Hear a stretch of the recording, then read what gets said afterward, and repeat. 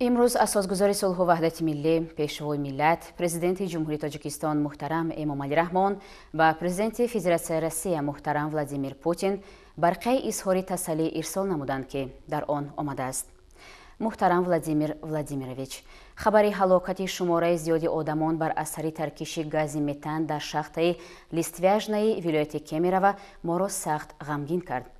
از شما محترم ولادیمیر ولادیمیرویچ اظهار خواهش می‌نمایم تا از نام مردم و حکومت جمهوری تاجیکستان با پیوندان و نزدیکان قربانیان تعزیه صمیمی و همدردی ما را رسانید.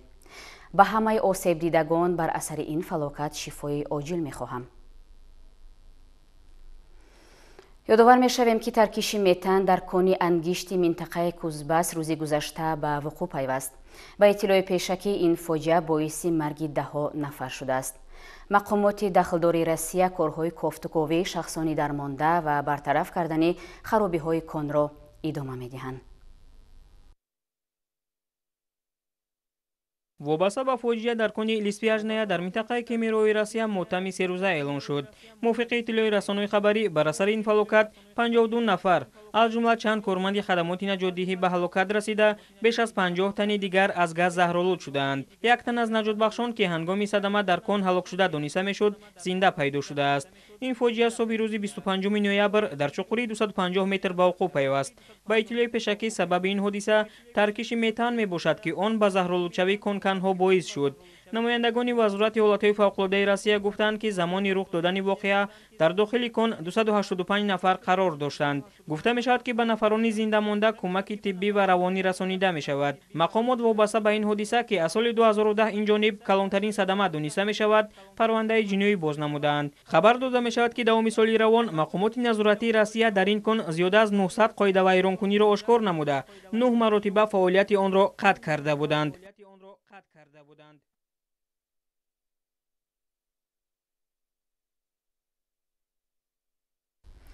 امروز رئیس مجلس ملی مجلس عالی جمهوری تاجیکستان رئیس شهر دوشنبه محترم رستم امامعلی در جلسه عمومی 53ام اسامبله بین پارلمانتی دولت‌های اعضای اتحاد دولت‌های مستقل که در شکل ویدیوکانفرانس دایر گردید اشتراک نمودند.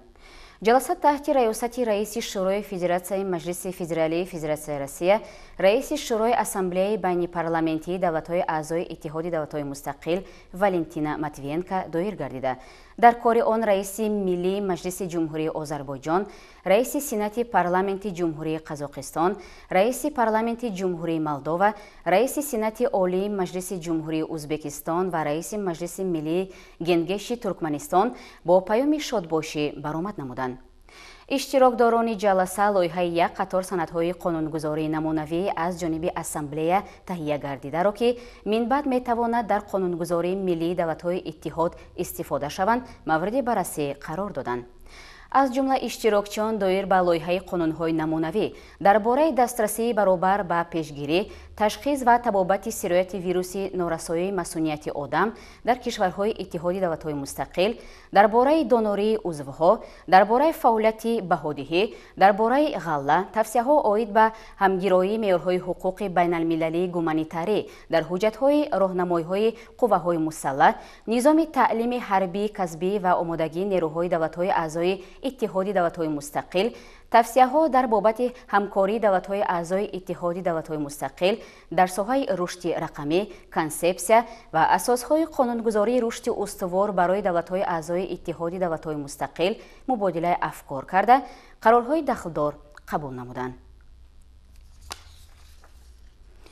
امروز تحت ریاست رئیس مجلس نمایندگان مجلس عالی جمهوری تاجیکستان محمد طاهر زاکرزاده با اشتراک وکیلان مجلس نمایندگان، راهبرت وزارت عدلیه، مرکز ملی قانونگذاری نزد پرزیدنت جمهوری تاجیکستان، اگنتی نظارت دولتی مالیوی و مبارزه با کروپسیون جمهوری تاجیکستان، محاکمه پارلمانی در موضوع روند تطبیق قانون جمهوری تاجیکستان درباره اکسپرتیز ضد کروپسیونی سندهای معیاری حقوقی و لایحه سندهای معیاری حقوقی و مانیتورینگ تطبیق سندهای معیاری حقوقی از جانب اگنتی نظارت دولتی مالیوی و مبارزه با کروپسیون جمهوری تاجیکستان در دوره سالهای 2019-2020 و 9 ماه سال 2021 برگزار گردید. аз рӯи масъалаи мазкур муовини якуми директори агентии назорати давлатии молиявӣ ва мубориза бо коррупсияи ҷумҳурии тоҷикистон суҳроб сафарзода ва раиси кумитаи маҷлиси намояндагон оид ба тартиботи ҳуқуқӣ, мудофиа ва амният Шоҳмуроди Рустам баромад намуда иброз намуданд ки ислоҳоти ҳуқуқие ки аз ҷониби мақомоти қонунгузории кишвар баъди соҳибихтиёрии давлат ҷиҳати таъмини волояти қонун гузаронида шуд, низоми қонунгузории ҷумҳурии тоҷикистонро дар тамоми соҳаҳои ҳаёти сиёсӣ, иқтисодӣ, иҷтимоӣ ва фарҳангӣ мукаммал гардонид. айни замон шурӯъ аз конститутсия то қарорҳои мақомоти худидоракунии шаҳрак ва деҳот 15 намуди номгӯи санадҳои меъёрии ҳуқуқӣ мавҷуд буда, аз ин маҷмӯъ танҳо қонунҳои конститутсионӣ 17, кодексҳо 22, қонунҳо зиёда аз 400 ва қарорҳои ҳукумати ҷумҳурии тоҷикистон бештар аз 15 000 ададро ташкил медиҳанд. аз рӯи масъалаи рӯзнома дар назди ҳозирин ҳамчунин як қатор вакилони маҷлиси намояндагон баромад намуданд. дар анҷоми муҳокимаи парламентӣ қарор ва тавсияҳои парлумонӣ қабул карда шуд.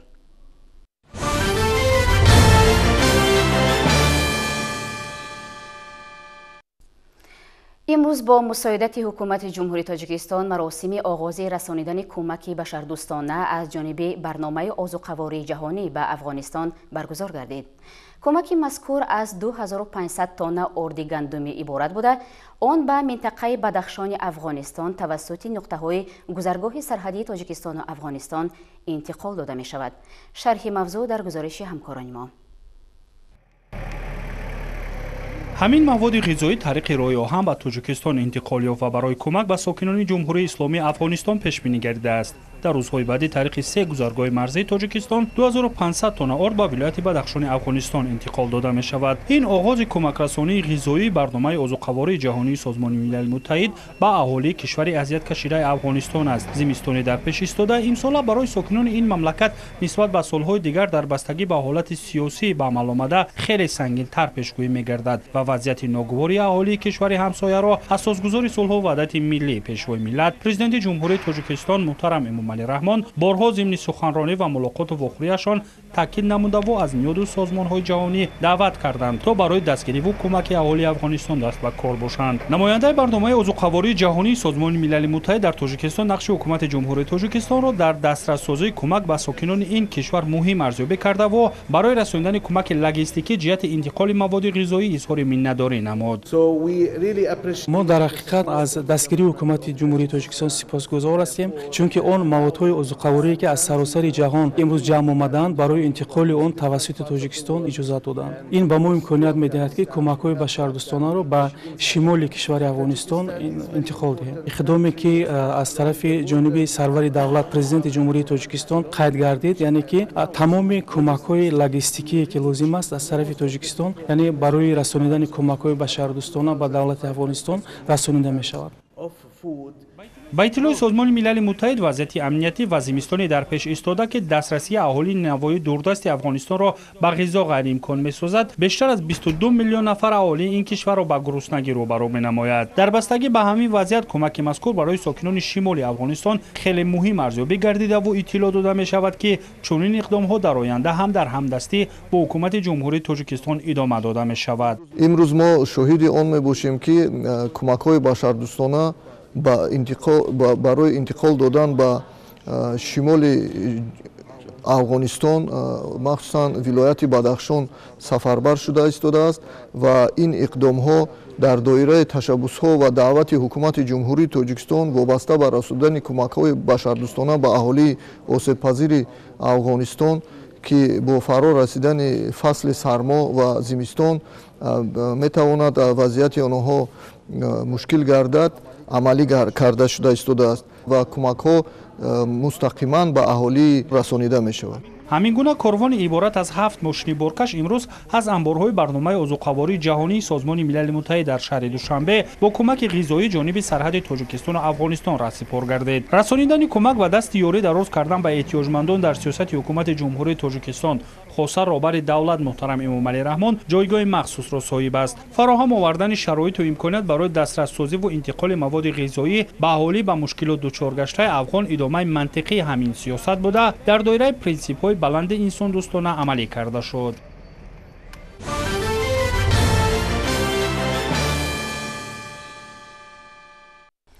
ҳавои нисбатан сард ба кам шудани маҷрои дарёҳои мамлакат боис гардид. Аз ин фурсат истифода карда масъулони агентии беҳдошти замин ва обёрӣ корҳои соҳилмустаҳкамкуниро дар минтақаҳои хавфнок пурзур менамоянд. аз ҷумла кормандони идораи беҳдошти замин ва обёрӣ дар ноҳияи рӯшони вилояти мухтори кӯҳистони Бадахшон бо истифода аз сардии ҳаво ва кам шудани маҷрои об дар дарёҳои Панҷ ва Ғунд дар минтақаҳои назди соҳилии ин дарёҳо корҳои соҳилмустаҳкамкунӣ гузаронида мешавад. خاصیت خدایربگزاده از جریان این تدبیر محافظتی گزارش می‌دهد. ҳукумати ҷумҳурии Тоҷикистон дар замони соҳиб истиқлолии кишвар баҳри пешгирӣ намудани хавфу хатарҳои эҳтимолии офатҳои табиӣ ҳамасола маблағи муайянро барои гузаронидани корҳои соҳилбандӣ ва дигар корҳои марбута ҷудо намуда истодааст.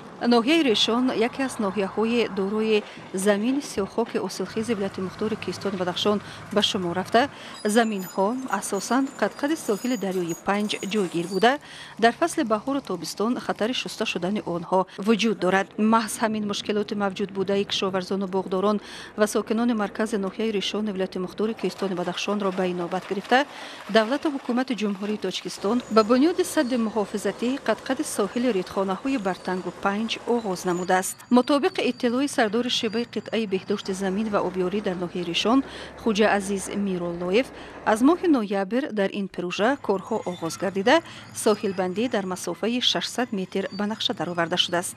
از سال 2012 موافق برنامه ساحل مستحکم‌کنی در جمهوری تاجیکستان از کوپرک سفید من تو رودخانه دهه وامر در مسافه 4 کیلومتر با اصول نو سد ساخته شد و زمین‌های خوزگی دهقانی روشان و بسیار انشاءات‌های دیگر از آبخیزی امین گذاشته شد و خوشبختانه امسال از حساب مبلغ‌های агентии беҳдошти замин дар назди ҳукумати ҷумҳурии Тоҷикистон дар масофаи 600 метр соҳил мустаҳкамкунӣ аз рудхонаи вомардара сар шуд, чунки соли гузашта дар натиҷаи баланд шудани сатҳи об мана ба худатон дида истоде ки хонаҳои истиқоматӣ, комендатура, қалаи Вамар ва бисёр иншоотҳои дигар хавф дар зери об мондан буд ва мо корҳои соҳил мустаҳкамӣ аз 2 ноябр сар карда то имрӯз қариб 30% کارها اجرا شده ایستادند و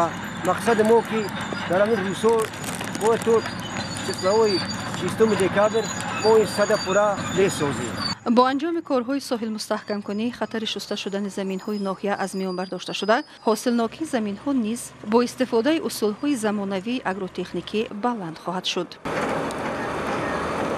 به همین وسیله نه تنها خواجگی‌های دهقانی و انفرادی صاحب درآمد اله‌وی می‌گردند، بلکه در بازارهای ناحیه و شهر خاروغ نیز از ثمره زحمت کشاورزان و حاصل فراوان این زمین‌ها بازار غنی خواهد گشت.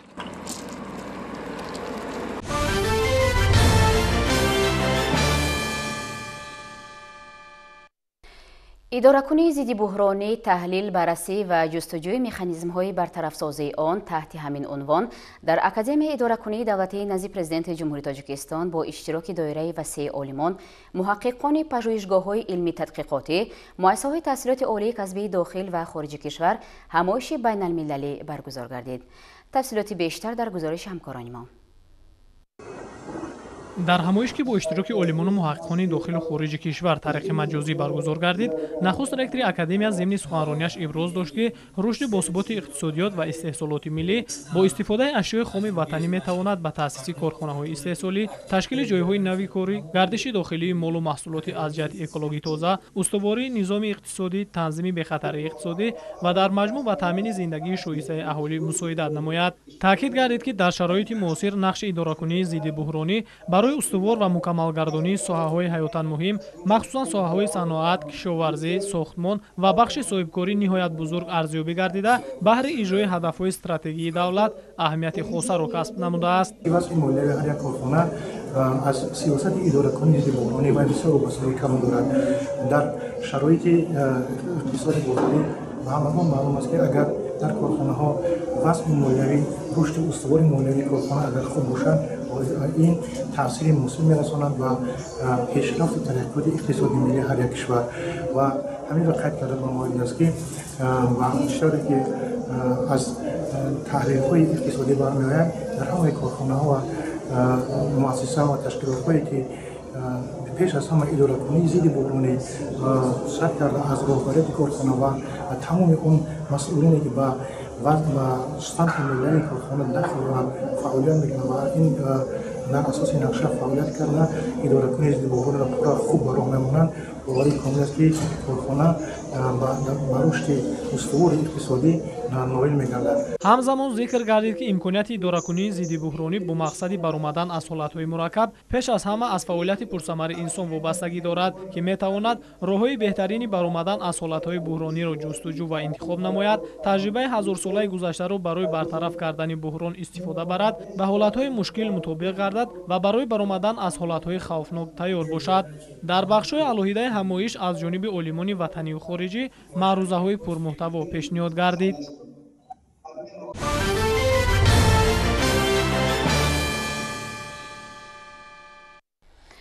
در آثارخانه ملی تاجیکستان به مناسبت 30 سالگی استقلالیت دولتی جمهوری تاجیکستان و 75 سالگی استقلالیت جمهوری هندوستان معرفی مرکه‌های جشنی برگزار گردید. در این چهاربینی همچنین نمایش رسم‌های کودکان جمهوری تاجیکستان در موضوع دوستی تاجیکستان و هندوستان پیشنهاد حاضرین گردانیده شد. همکارانمان در این باره شرح بیشتر دارند. چهاربینی با شکوه فرهنگی بخشیده به 30 سالگی استقلالیت دولتی جمهوری تاجیکستان و 75 سالگی استقلالیت جمهوری هندوستان با تشبث آثارخانه ملی تاجیکستان در یکجایی با سفارت جمهوری هندوستان در شهر دوشنبه و خدمات علاقه نزد حکومت جمهوری تاجیکستان برگزار گردید. در چهاربینی مذکور رهبریت و کارمندان آثارخانه ملی، نمایندگان کورپس‌های دیپلماتی مقیم تاجیکستان، وزارت و اداره‌ها، دانشگاه و دانشکده‌ها، استادان و دانشجویان و دیگر مهمانان اشتراک نمودند. در آغاز دیرکتور آثارخانه ملی اهل‌دین عبادالله‌زاده مهمانان را خیر مقدم گفته دایر بر رشد مناسبات در ساحه‌های گوناگون بین دو کشور اظهار نظر نمود. ذکر شد که به دست آوردن استقلالیت دولتی دستاورد بزرگ در تاریخ نوین دو ملت دوست به حساب می رود. امسال این جشن مهم را دو ملت تمدن‌آفر و صلح‌پرور همچون جشنواره قید نمودند. در رابطه با این سنه‌های مهم مرکه‌های جشنی آماده نموده جانب جمهوری هندوستان در حضور دایره وسیع اشتراکچیان رونمایی و معرفی گردید. طور ذکر شد این مرکه‌های جشنی عمومیت‌های دو دولت تاجیکستان و هندوستان را بازگویی می‌کنند. سپس در قسمت دیگری چهاربینی مرکز فرهنگی سوامی ویویکانندای سفارت جمهوری هندوستان در جمهوری تاجیکستان و انسامبل جمهوریوی لالی وزارت مهنت، مهاجرت و شغل اهالی جمهوری تاجیکستان برنامه رنگین هنری را پیشکش حاضرین گردانیدند. برنامه از سرود و ترانه‌های وطندوستانه با زبان‌های تاجیکی و هندی عبارت بود و فرهنگ و عنعنه و رسم و آیین هر دو ملت به هم دوست را نشان می‌داد.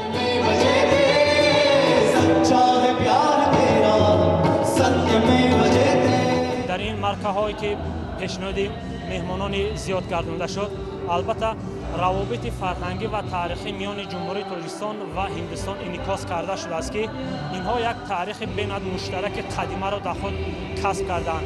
در این 4 عدد مرکه‌های جشنی که معرفی کرده شدند، هم حوادث تاریخی، هم یادگاری‌های تاریخی و همچنین یعنی که مشترکات فرهنگی دو کشور بر طور یعنی که نظررس مشاهده کرده می‌شوند.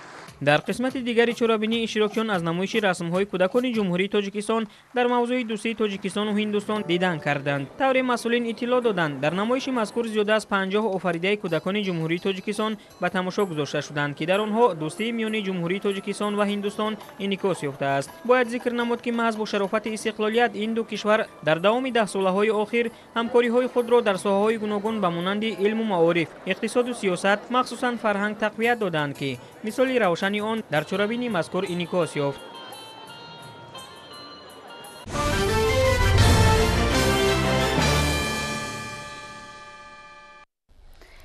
امروز در دانشگاه اسلوانی تاجیکستان و روسیه در موضوع سیاحی همچون عنصر مهم رشد استوار تاجیکستان همایش جمهوری علمی عملی برگزار گردید.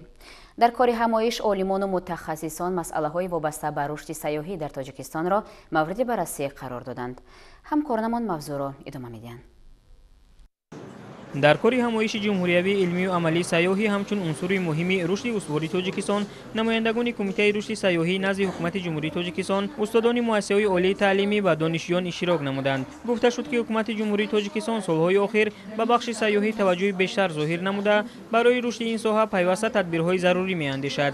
با گفته اشتراکچیان همایش، تاجیکستان در عرصه جهانی همچون کشوری دارای ذخیره‌های بوی سیاحی معرفی شده است و توجه شهروندان خارجی را به خود بیشتر جلب می‌کند. نتیجه تلاش‌های حکومت مملکت است که جمهوری تاجیکستان در جهان همچون کشوری دوست و آرام برای سیاحان اعتراف شده است. تاجیکستان از روی ارزیابی ده‌ها سازمان‌های با نفوذ جهانی سیاحی و رسانه‌های خبری جای نمایان را اشغال می‌کند. باید گفت که با مقصد ترقی دادن این ساحه، حکومت جمهوری تاجیکستان سال 2018 را همچون سال رشد سیاحی و هنرهای مردمی و سال‌های 2019-2021 را 3 ساله رشد دهات، سیاحی و هنرهای مردمی اعلان نمود که نتیجه‌های خوب را به بار آوردند. با تاکید اساسگذار صلح و وحدت ملی پیشوای ملت، پرزیدنت جمهوری تاجیکستان محترم امامعلی رحمان، سیاحی یکی از ساحه‌های مهمی با شغل فرا گرفتن اهالی قابل مهنت، بلند برداشتن سطح زندگی مردم، رشد دیگر ساحه‌های خدمت‌رسانی و استحصالی اینچنین معرفی کننده تاریخ و فرهنگ، طبیعت و عنعنه‌های ملی به حساب می‌رود. اشتراکداران همایش همچنین در موضوعهای سیاحی در نظام عامل‌های تامینی رشد استوار جامعه و اقتصادیات، تکمیل منیجمنت در ساحه سیاحی با مقصد رشد اینواسیونی، عامل‌های رشد سیاحی در تاجیکستان، وضع کنونی و رشد معروضه‌ها پیشنهاد نمودند.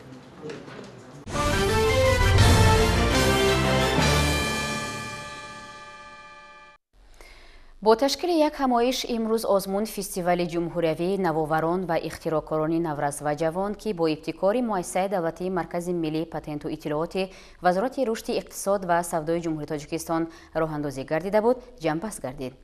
در این آزمون بیش از 100 لایحه پیشنهاد کرده شد و 56 تاش به آزمون راه یافته بودند. گزارش همکارانمان از مرحله جنببستی این آزمون تهیه گردیده است. همساله با مقصد دریافت نمودن استعدادهای جوان، ترغیب و تشویق ساحه، همچنین دستگیری و هوسمند نمودن جوانان لیاقتمند دارای قابلیت ذهنی ایجاد داشته، از جانب مؤسسه دولتی مرکز ملی پتنت و اطلاعات وزارت اقتصاد و سودای جمهوری تاجیکستان آزمون چهاربینی‌های جمهوریوی برگزار می‌گردد. تدبیر امساله نیز تقویت بخش فستیوال‌های پیشینه بوده، در آن از 100 لایحه پیشنهاد گردیده 56 تاش در آزمون اشتراک فعالانه نمود. دلشاد جان اویمتوف، خواننده صنف 8 لیسه شهر پنجکن، یکی از آنهاست که با نوآوری‌اش توانست در این آزمون مقام افتخاری را صاحب گردد. این نورس همراه با استادانش تراکتور بسیار سمته را اختراع کرده است که 14 عملیات را برای کشت و کار زمین، جمع‌آوری حاصل و امثال این اجرا می‌نماید. با اختراعاتش دلشاد جان می‌خواهد به دهقانان جهت استفاده پرثمر زمین مساعدت کند و بدین وسیله استحصال آن را به راه ماند. زیرا لایحه پیشنهاد کرده اون نسبت به تراکتورهای معمولی 10 مرتبه کم خرج‌تر می‌باشد. من این تراکتور را ساختم، مقصدم در همان است که مردم شریف تاجیکستان مردم مهنتکش است، مخصوصا دهقانان. گفته‌های اساسگذار صلح و وحدت ملی پیشوای ملت پرزیدنت جمهوری تاجیکستان محترم امامعلی رحمان آیدی یگان پارچه زمین از مد نظر دور نماند را سرمشق کار خود سابیده شب و روز در صحرا در نزد حولگی خود کار و فعالیتشان را براه ماندند. من که در عالیه دهقان به وای رسیدم، شکست ریخت مهنتی بابایان و بیبیان و پدران و مادرانم را نظارت میکردم. برای من 5 گکتار زمین کارم جدا کرده شده است. همه ساله برای آماده نمودن زمین و جمع‌آوری کاریدن و جمع‌آوری نمودن حاصل مبلغ زیاد طلب میکنند. از این لحاظ من تصمیم گرفتم که تراکتور را اختراع نمایم که زمین را کارکرد کرده تواند. من با همراهی استادم و با دستگیری به واسطه پدرم تراکتور خرد همکارای سوخت را ساختم. تراکتور خرد همکارای سوخت من عینها 14 نمود کارها را به انجام رسانیده میتواند. قابل به ذکر است که آزمون فستیوال جمهوریوی نوآوران و اختراعکاران نورس و جوان با شعار جوانان محرک اینواسیون برگزار شده. در مراسم جایزه سپاری آن نمایندگان وزارت و اداره‌ها و مؤسسات و تشکیلات‌های جمهوریوی اشتراک نمودند. طور اطلاع داده شد از جانب اداره پتنتی تاجیکستان دوام سال‌های استقلالیت کشور 492 پتنت به اختراع، 102 عدد به نمود صنعتی، 1140 عدد نخست پتنت به اختراع سپرده شده است. در این давра ҳамчунин аз ҷониби шаҳрвандон ихтироқорони ҷумҳурӣ мутобиқи конвенсияи патентии авроосиёгӣ 28 адад патент ба ихтироъ ба даст оварда шудааст ки ин нишондод натиҷаи чашмрас аст. ҳозирин роҳандозии чунин озмунҳоро дар самти дарёфти истеъдодҳои нав дар ҷодаи ихтироъкорӣ фолинег маънидод карда ҷиҳати амалишавии пешниҳоди асосгузори сулҳу ваҳдати миллӣ пешвои муаззами миллат президенти ҷумҳурии Тоҷикистон муҳтарам Эмомалӣ Раҳмон вобаста ба эълони 20-солаи омӯзиши фанҳои табиатшиносӣ дақиқ ва риёзӣ иқдоми наҷибона хонданд. озмуни ҷумҳуриявии навоварон ва ихтироъкорони наврас ва ҷавон дар ду номинатсия наврасони то 14 сола ва номинатсияи ҷавонони аз 15 то 30 сола роҳандозӣ шуд. баъди натиҷагирӣ аз ҷараёни озмун бо ташкили як ҳамоиши тантанавӣ ғолибону ҷоизадорон бо тӯҳфаҳои пулию молӣ қадрдонӣ гардиданд.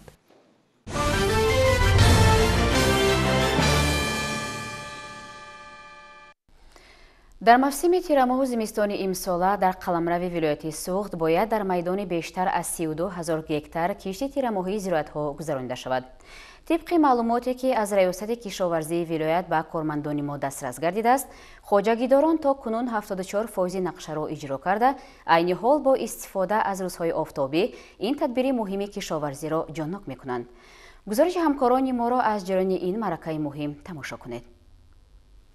дар шаҳру ноҳияҳои вилояти Суғд бо истифода аз ҳавои мусоид шудгори тирамоҳӣ бо маром идома дорад. кишоварзони вилоят баҳри заминагузорӣ ба киштии зироатҳо дар соли 2022 корбариро ҷоннок кардаву азм доранд ки тӯли як моҳи оянда нақшаи шудгори тирамоҳиро иҷро намоянд. бино ба маълумоти масъулини сарраёсати кишоварзии вилояти Суғд то имрӯз мувофиқи шаҳру ноҳияҳо дар майдони 39 177 гектар шудгори тирамоҳӣ гузаронида шудааст. استفاده از باد و هوای مساعد امروز کشاورزان ولایت برای زمینه گذاشتن برای حاصل سال 2021 نزدیک در میدان 40,000 گکتار شودگار با صفت گذراندند که این نزدیک 19% دورنامه پیش بینی شده را تشکیل میدهد. امروز در همین شهر و ناحیه‌ها شودگار با مرام ادامه دارد. آن خواجگاهی که هست مثال خیلی از طرف استاد ولایتی تصمیم گرفته است که ما باید روزهای آینده روزهای نزدیک و کاری سیمینگی کاری تکنیکی شدگارتون رو تامین کرده هرچی بیشتر زمینه گذاری برای حاصل سال 2022 نماییم.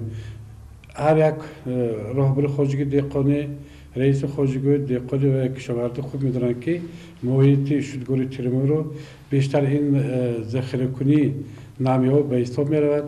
برای وظیفه شدگار گذرانده این پیش از همه همچون از نقطه نظری اگرنامه این به پویسش علافهای بیگانه این پویسیدن تخمی علافهای بیگانه و برای آینده نامیگیری گنجایشی نامی و بهتر کردن استرکتوری خوب مساعدت میکند. برای همین امروز خود کشاورزان ولایت استفاده از بادهای مساعد همین شدگاری تیرماهی را با سرعت ادامه داشته ایستاده‌اند.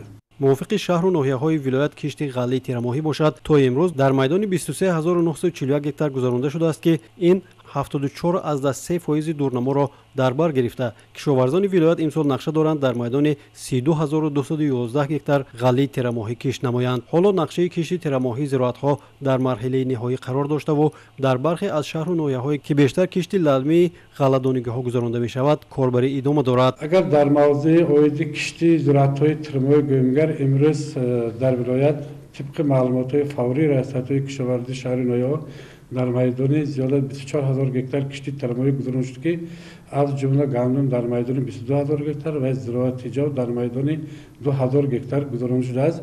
و غیر از این در میدان 520 گکتار کشتی سبزیجات برقی، کشتی سیرپیاز در میدان 43 گکتار و کشتی زراعت خوراک چارو به مانند رپز، پیرکو و یونشقی سال جاری در میدان 70 گکتار کشت گذرانده شده.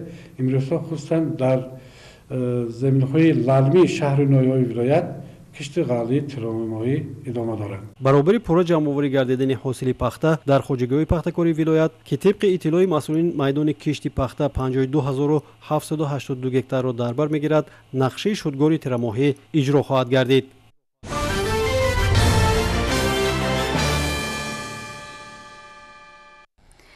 кишоварзони шаҳри Исфараи вилояти Суғд ҳосили кишти такрориро ҷамъоварӣ мекунанд. бахусус дар яке аз хоҷагиҳои муваффақи ин шаҳр, кооперативи тиҷоратии кишоварзони Навгилем айни ҳол ҷамъоварии сабзию шалғам ва дигар маҳсулоти кишти дуюм ва сеюм бо маром идома дорад. бо истифода аз рӯзҳои офтобии моҳи охирини тирамоҳ, онҳо тасмим доранд ки маъракаи ҷамъоварии ҳосилро ҳарчи зудтар ба анҷом расонанд. тафсилот дар гузориши ҳамкорони мо. кооперативи тиҷоратии кишоварзони Навгилеми шаҳри Исфара дар самти истифодаи самараноки обу замин, рушди соҳаи боғпарварӣ ва афзун намудани ҳаҷми маҳсулоти кишоварзӣ фаъолияти пурсамар доранд. Имсол дар кооперативи тиҷоратии кишоварзони Навгилем баҳри саҳмгирӣ дар таъмини истиқлолияти озуқавории мамлакат дар майдони 20 гектар сабзӣ парвариш карда шуд, ки имрӯзҳо маъракаи ҷамъоварии он бо суръат идома дорад. ҷиҳати мӯътадил ва устувор гардонидани арзиши маҳсулоти кишоварзӣ дар бозори истеъмолӣ ва таҳкими истиқлолияти озуқаворӣ, корбасти самараноки заминҳо, таъмини ҳосилнокии зироатҳову боғот ва ҳавасмандгардонии марди деҳқон ба маҳсули ниҳоии меҳнати худ ба сомӯҳӣ мебошад. Абдулазиз мегӯяд, ки ҷиҳати таъмини рӯзгори оилаи худ дар хоҷагӣ 30 сотих қитъаи замини кишти такрории сабзӣ парвариш карда ҳосили хуб роёнидааст. ҳамасола мувофиқ ба талаботи бозор дар ин ҷо умури парвариши зироатҳоро ба роҳ мемонад. ҳоло Абдуазиз бо аҳли оила бо ҷамъоварии ҳосили сабзӣ машғул аст. ما همی 20 ساعتی بود سبزی کرده بودیم. من از این سبزی قریب 3.5 تن 4 تن سبزی گرفتی ساده و آماده خبر همه آدمانی همه دیه آماده خریدن با نرخ ارزان یک سامان خریده سادن برای خواجگی خودم استفاده برای خشت بارو با حاصل ناکی زمین این سال خوب است از وایساله دیده هم ارزان هم خیلی حاصل ناکی زیاد شده ساده است. من چون که دیدم آمدیم در خواجگی همین سال ما 20 گکتار سبزی کش کردیم، 10 گکتار تون شالغام، 1.5 گکتار کرمی بیگوهی. چون که دیدم آمدیم و حاصل پونداری در اوج است و من دیقامه ما بسیار مهنتی ناز کردم برای کشتی تکراری که همین روز سرمایه مهنتی ما رو چون که دیدیم به نهایت ناز است. از سبب بالا رفتن نرخ سبزی در مقیاس جمهوری و 20 گکتار سبزی تکراری کش کردیم حاصل به نهایت ناز شد که از هر یک گکتار به مقدار 400-500 سنتی سبزی گرفتن دیقامه ما ناحیه ولایت تامین میکنیم. همین روز از سبب حاصل نقص شدن سبزی تکراری در بازار اسفره نرخ سبزی به یک سوم آمد. این مهنتی همین کشاورزان میباشد که به نهایت ثمره خوب داد. сайфиддин раҳмонов мегӯяд, ки сиёсати дурусти асосгузори сулҳу ваҳдати миллӣ пешвои миллат президенти ҷумҳурии Тоҷикистон муҳтарам Эмомалӣ Раҳмон дар самти пешбурди соҳаи кишоварзӣ буд, ки писаронаш соҳиби қитъаи замин шуда имрӯз бидуни муҳоҷирати меҳнатӣ ба хориҷа зиндагии оиларо ба таври бояду шояд ба пеш мебаранд. ӯ ҳоло бо аҳли оилааш ба ҷамъоварии ҳосили кишти такрорӣ машғул мебошад. дар ин ҷо турб, шалғам, карам ҷамъ оварда истоданд ва ба ин васила мехоҳанд дар таъмини истиқлолияти озуқавории мамлакат низ саҳми худро гузоранд. сайфиддин раҳмонов ҳоло азм дорад пас аз ғунучини ҳосил мувофиқ ба дастуру ҳидоятҳои пешвои миллат дар майдони аз сабзӣ ва гандум холӣ шуда кишти такрорӣ гузаронида дар фасли баҳор низ дар таъмини бозорҳои шаҳр бо дигар намуди сабзавот низ саҳм гузорад.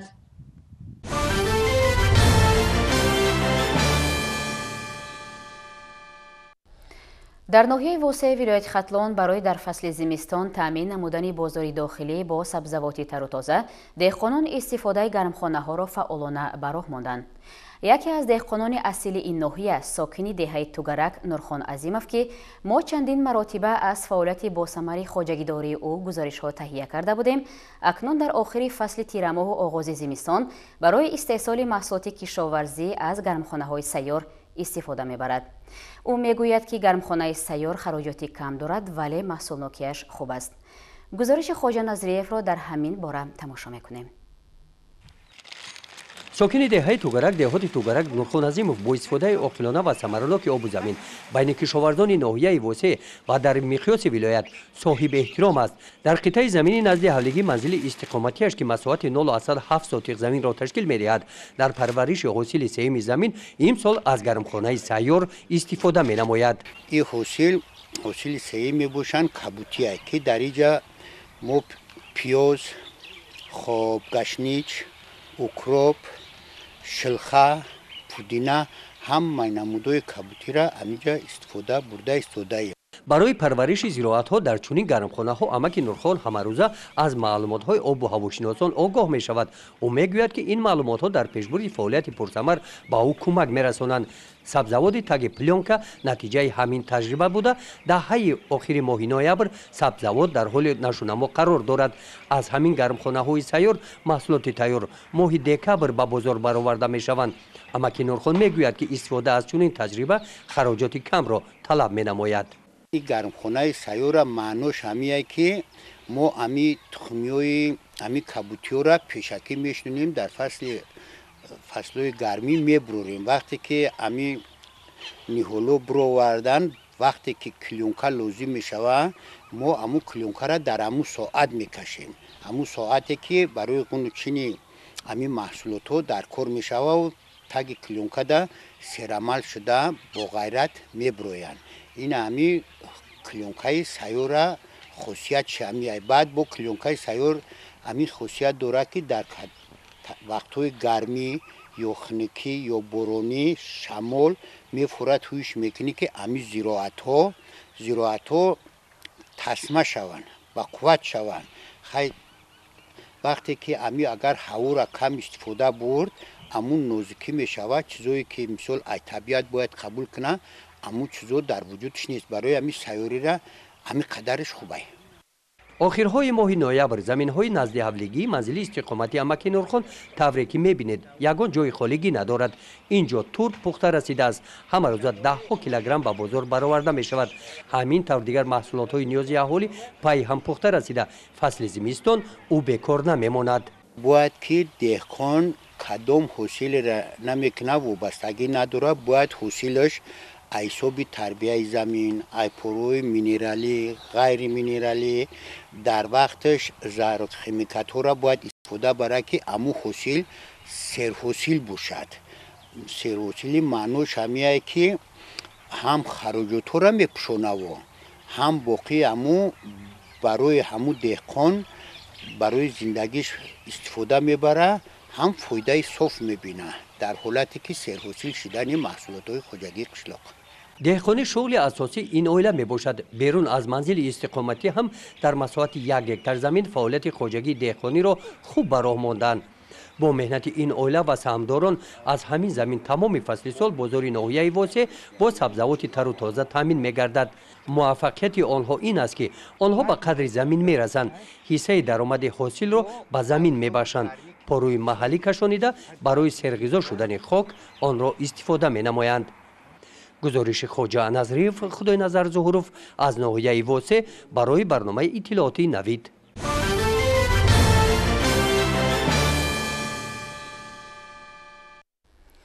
бахшида ба 30-солагии истиқлолияти давлатии ҷумҳурии Тоҷикистон ва 27-солагии фаъолияти худ, ҷамъияти саҳомии кушодаи бонки Эсхата ба шаҳрвандони ҷумҳурии Тоҷикистон иқдоми ҷумъаи идонаро роҳандозӣ намуд. тавре масъулини бонк мегӯянд ҳадаф аз ин аксия ҳавасмандгардонии шаҳрвандони кишвар ва қонеъ гардонидани талаботи онҳо ба хизматрасонии бонкӣ ба ҳисоб меравад. гузориши ҳамкоронамон дар ин хусус. кортҳои бонкии бепул 3% кешбек дар марказҳои савдо ва хизматрасонӣ ва қарзҳо то 30 000 сомонӣ бегарав ва безомин. ҳамин намуди имкониятҳоро дар доираи аксияи нави худ ки ҷумъаи идона ном гирифтааст, ҷамъияти саҳомии кушодаи бонки Эсхата ба шаҳрвандони ҷумҳурии Тоҷикистон пешниҳод мекунад. иқдом аз 12 ноябр шурӯъ шудааст ва то 1 январи соли 2022 идома мекунад. дар ин давра шаҳрвандони Тоҷикистон имкон доранд ки рӯзҳои 26 октябр, 3, 10, 17, 24 ва 31 декабр ройгон кортҳои бонкиро аз бонки Эсхата соҳиб шаванд ва то 30 000 сомонӣ бегарав ва безомин қарз бигиранд. то анҷоми иқдом дар ин рӯзҳо харидҳо дар марказҳои савдо ва хизматрасонӣ бо 3% кешбек пешниҳод мешаванд. тавре гуфта мешавад ҳадаф аз ин аксия ҳавасмандгардонии мизоҷон ва қонеъ гардонидани талаботи онҳо мебошад. тамоми шаҳрвандони ҷумҳурии Тоҷикистон метавонанд ки аз қарзҳо яъне то 30 000 сомон ба муҳлати 24 моҳ бегарав ва безомонӣ метавонанд дастрас намоянд. дар самти кортҳо бошад ҳар рӯзи ҷумъа ба мизоҷон кортҳои виза бо асъори хориҷӣ ва асъори миллӣ ройгон пешниҳод шуда истодааст. кортҳои локалӣ ва кортҳои миллӣ бошад. тамоми то охири сол ройгон ба мизоҷон пешниҳод шуда истодааст. шаҳрвандони тоҷикистон имкон доранд ки то охири сол давоми рӯзҳои 26 октябр, 3, 10, 17, 24 ва 31 декабр аз ин иқдом истифода намуда кортҳои бонкиро соҳиб шаванд, бегарав ва безомин қарз бигиранд ва дар марказҳои савдову хизматрасонӣ бо 3% кешбек амалиёт анҷом бидиҳанд. лозим ба зикр аст ки бонки Асқата зодаи замони соҳибистиқлолии ҷумҳурии Тоҷикистон аст ва бо мақсади амалӣ намудани ҳадафу нақшаҳои роҳбарияти давлат ва ҳукумати ҷумҳурии Тоҷикистон дар самти рушди соҳаи бонкдорӣ пайваста тадбирҷӯӣ мекунад ва чунин иқдомҳоро ба роҳ мемонад.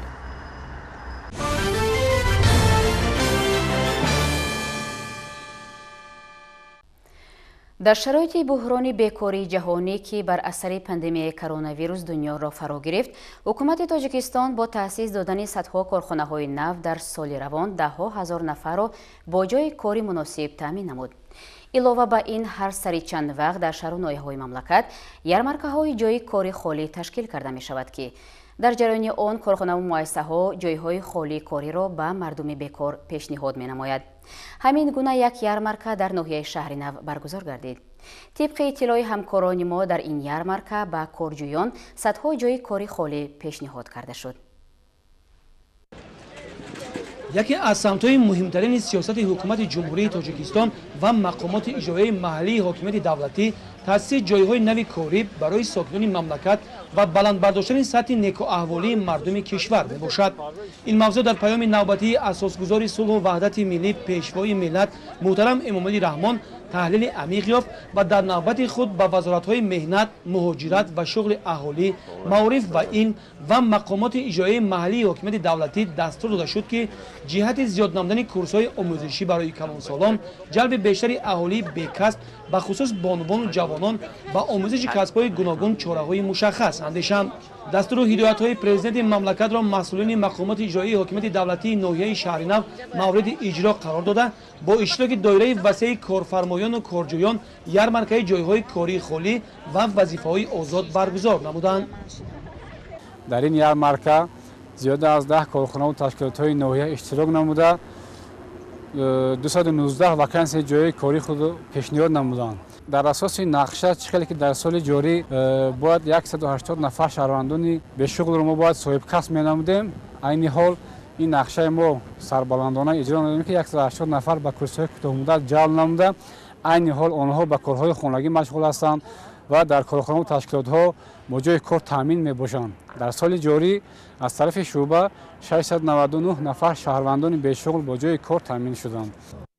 мавриди зикр аст ки чорабинии мазкур ба хотири таъмини ҷавонон ва муҳоҷирони меҳнатӣ ба ватан бозгашта ташкил гардида буд.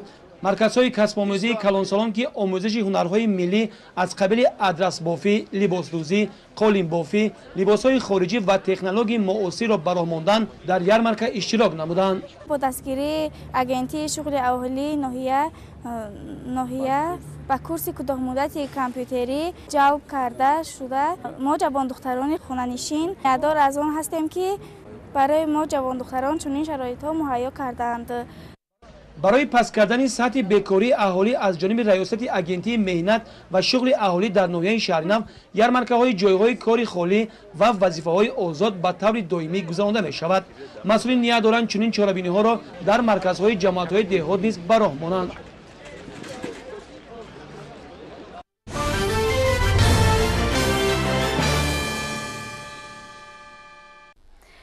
дар театри давлатии ҷавонон ба номи Маҳмудҷон Воҳидов спектакли гирдбод ба намоиш гузошта шуд. ҳарчанд ин намоишнома нав рӯи саҳна наомадааст, вале тамошобинӣ зиёд дорад. дар ин намоишнома ки дар бораи ҳаёт ва фаъолияти сардафтари адабиёти муосири тоҷик Садриддин Айнӣ нақл мекунад, нақши марказиро ҳунарманди халқии Тоҷикистон Тағоймурод Розиқов иҷро менамояд. гузориши ҳамкоронамон дар ин хусус таҳия гардидааст. гирдбод ин намоишномаро ҳунарпешаи шоистаи тоҷикистон коргардони театр шавкат халилов ба саҳна гузоштааст. Саҳнаи мазкур бобати ҳаёт ва фаъолияти сардафтари адабиёти муосири тоҷик қаҳрамони миллат Садрдин Айнӣ нақл мекунад. Дар намоишнома аксаран ҷавонон рол мебозанд, аммо нақши асосӣ яъне Садрдин Айниро ҳунарманди халқии Тоҷикистон Тағаймурод Розиқов бозидааст ва қобили қабул ҳам гардид. Бояд гуфт ки Тағаймурод Розиқов аз зумраи ҳунармандонест ки тӯли зиёда аз 50 сол рӯи саҳна асту дар тарбияи насли имрӯза саҳми муносиб мегузорад. Нақшҳои офаридаи ҳунарманд дар филмҳо низ тамошобини худро дорад. устоди донишкада, профессор ва ниҳоят ҳунарманди муваффақу тарбиятгари насли ҷавон дар ҷодаи театру кино. Ҳамаи инро ҳамсабақу ҳампешаи ӯ Ғолиб Исломов аз маҳорату дилбастагии эшон ба саҳнаву театр медонад. қариб 50 сол мо бо ҳам 50 сол фаъолият мекунем. ҳар актёр барои хислати хоси ҳунари худаш як роҳи муайян дорад. Тағаймурод ин ҳунараш беҳамто аст, беканор аст, бисёр паҳм, бисёр васеъ аст. бояд хо роли нақши драмавӣ бошад, хо фоҷиавӣ бошад, хо жанри мазҳака бошад ё гротесковӣ бошад, барои вай фарқ надорад. ҳама чизе метавонад бо як устогӣ, бо як маҳорати хуб, бо як ҳама чизе ки худованд ба додааст ҳамона иҷро мекунад, баъд диққати тамошобинро ба худ даро ҷалб мекунад. Устод Тағаймурод Розиқов шогирдои ниҳоят бисёр тарбия кардааст. яъне дар соҳаи педагогика ҳам вай ба сатҳи баланд расидааст ва барои ҳаминам унвони профессорӣ ба вай сазовор донистанд ва мо аз ин фахр мекунем. аз инам нақшофарӣ дар намоишномаи гирдбод бори дигар аз он шаҳодат медиҳад ки Тағаймурод Розиқов маҳз барои саҳна офарида шудаасту идомадиҳандаи ҳунари волои ҳампешагони худ ба мисли Муҳаммадҷон Қосимов, Асли Бурҳонов, Ҳабибулло Абдуразоқов, Маҳмудҷон Воидов, Ҳошим Гадо ва даҳо тани дигар ки дар бунёди театри тоҷик ҳиссагузорӣ карданд ба ҳисоб меравад. намоишномаи гирдбодро бошад тамошобинон ин навбат низ хеле хуб пазируфтанд. маҳорати баланди ҳунармандонро бо кафгӯбиҳои бардавом истиқбол карданд.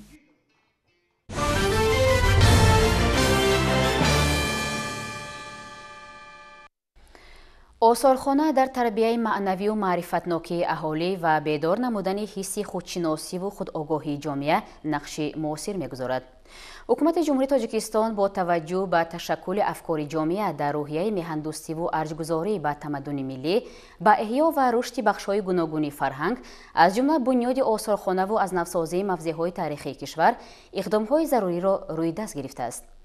муассисаи давлатии осорхонаи таъриху кишваршиносии вилояти Хатлон ба номи Авасто дар замони соҳиб истиқлолӣ бунёд гардида, имрӯзҳо ба макони дӯстдоштаи бостоншиносону сайёҳони дохилу хориҷи кишвар табдил ёфтааст. идомаи мавзӯъ дар гузориши хабарнигорони мо.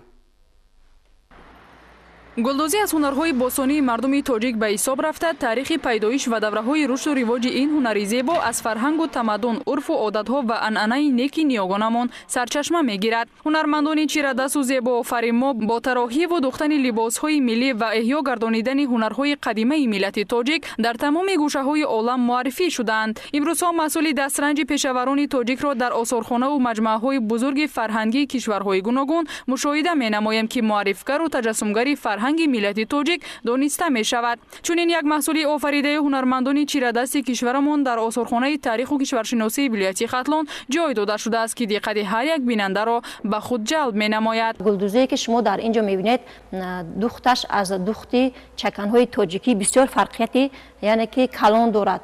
духташ нозук мебошад. ҳар як гулу ҳар як нақшу нигоре ки дар болои матоъ духта мешавад ба худ як рамзу хусусиятҳову яъне ки расму оини ҳамон миллатро нишон медиҳад. ин духт аслан аз худи Самарқанд, яъне ки аз ҳамон духти ҳамон тоҷиконе ки дар Самарқанд зиндагӣ мекунанд, яъне ки ба мо ба осорхона ворид карда шудааст. бо мақсади ғанӣ гардонидани хазинаи осорхона сола-сол маблағгузорӣ дар самти харидории нигораҳои таърихӣ бештар шуда истодааст. ба гуфти масъулини осорхона, дар баробари дастрасӣ ва ворид сохтани намунаҳои ҳунарҳои қадимӣ, кормандони осорхонаи мазкур дар соли ҷорӣ 144 адад ёдгориҳои арзишмандро ба ин маҳзани фарҳангӣ ворид намуданд. аз соли 2011 бошад то соли 2020 шумораи умумии нигораҳо 5493 ададро ташкил медиҳад ки дар давоми соли 2021 бошад.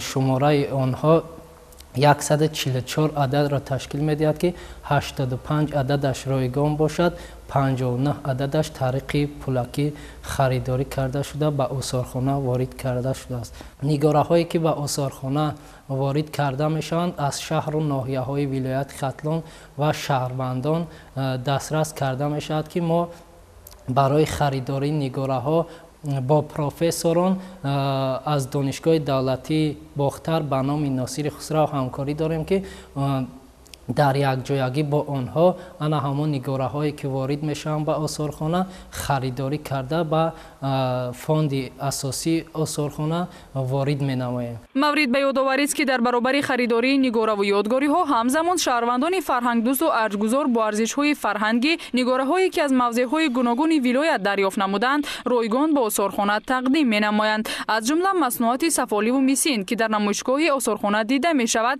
بازیافت ساکنان اطراف های تاریخی ولایت خطلون می باشد. چنانه که به ما معلوم است در این ویترین طبقه‌های گلی به معرض تماشا گذاشته شده است که در آخرهای عصر 19 و اولهای عصر 20 تعلق دارند. این گونه طبقه‌ها از طرف شهروندان ناحیه کشانیان و آثارخانه ما همچون اکسپونات تحفه کرده شده است. این گونه طبقه‌ها اساساً از گل تیار کرده شده است که بیشتر این گونه طبقه‌های گلی در عصرهای 19 و عصرهای 20 رواج رونق گرفته بود که زنان تاجیک این گونه طبقه‌ها را برای استفاده از چیزهای روزگارانه استفاده می‌بردند.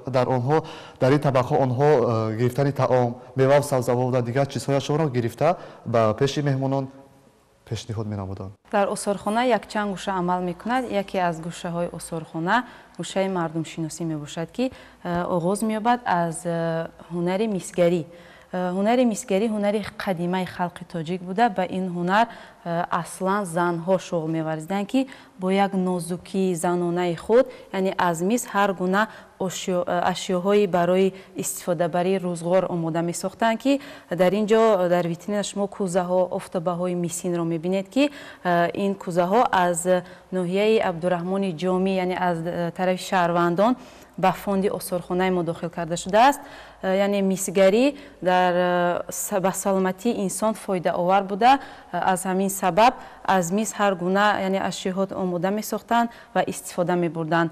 میسگری اصلا از عصرهای نو یعنی پیدا شده است که در دربارهای شاه ها اصلا از میز هر گونه اشیاء را دیده می شد که یعنی از میز آنها حتی اشیاءهایی که برای خوراک یعنی آنها استفاده می بردند که برای سلامتی فایده آور بود. با مقصد گسترش همکاری ها با اهالی در سمت بازیافت و دسترسی نگاره ها و یادگاری های تاریخی مسئولان آثارخانه مذکور تشکیل و برگزاری محفل و سمینار مشورت های فرهنگی اطلاعاتی را براه مانده با این وسیله در غنیسازی خزینه آثارخانه مساعدت می نمایند. در آثارخانه 3 محفل عمل میکند که یک محفلش باشد با نام دانستن تاریخ از باغچه آغاز می‌یابد. یک محفل دیگر باشد با نام تاریخچیان جوان در بین خوانندگان مؤسسه‌های تعلیمی و یک محفل دیگر باشد با نام دانندگان تاریخ می باشد که در بین دانشجویان عمل میکند. مؤسسه دولتی آثارخانه تاریخ و کشورشناسی ولایت خطلون به نام اوستا من بعد نیز از تمام امکانات‌های موجوده استفاده نموده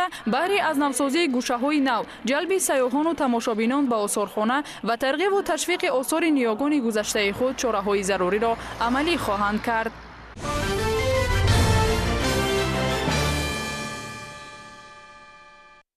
بینندگان گرامی این بود نشر جنبه 3 برنامه اطلاعاتی نوید منظوری شما. براتون شب خوش و خوب را تمنا میکنیم. خیر.